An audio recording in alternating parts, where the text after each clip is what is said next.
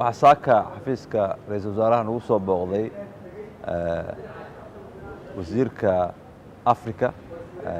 dowladda boqortooyada Ingiriiska Andrew Stevenson oo member of parliament ka ah Manchester waxayna ahayd booqashadiisii ugu horeysay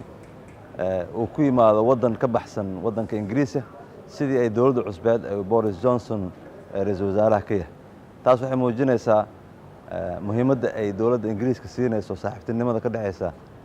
dowladda Ingiriiska boqortooyada Ingiriiska iyo Soomaaliya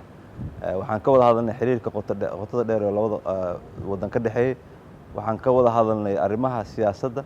arrimaha dhaqaalaha horumarka ay Soomaaliya sameysay ilaa iyo tan iyo waagii dowladda uu madaxweynaha ka yahay Maxamed Cabdullaahi Farmaajo iyo ra'iisul wasaare Xasan Cali Kheyre ay hogaamiyaan horumarka ay ka sameysay dhinacyadaas waxaan ka wada hadalnay ujeedada fog iyo muhiimadda fog ay Soomaaliya ay ka rabto inay ka gaarto dowlad wanaagga horumarinta dhaqaalaha iyo horumarinta arrimaha bulshada waxaan ka codsanay dowladda Ingiriiska oo weligeed taageero buuxda u bixin jirtay waddankan Soomaaliya taariikh fog iyo saaxiibtinimo fogna leh inay caawinaadaas ay u noqoto hormuud inay Soomaaliya hormuud u noqoto ay noqoto codka Soomaaliya markay timaado adduunyada iyo fagaarayaasha ay dowladaha adduunka ku kulmaan ra'iisul wasaaraha wuxuu ugu celceliyay una fasiray horumarka uu galmudug ka soo hooyay 6 isbuuc oo meesha ku maqnaa iyo dib u habeynta siyaasadda iyo kobcinta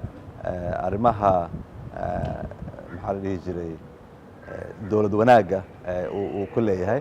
marka ayagana waxay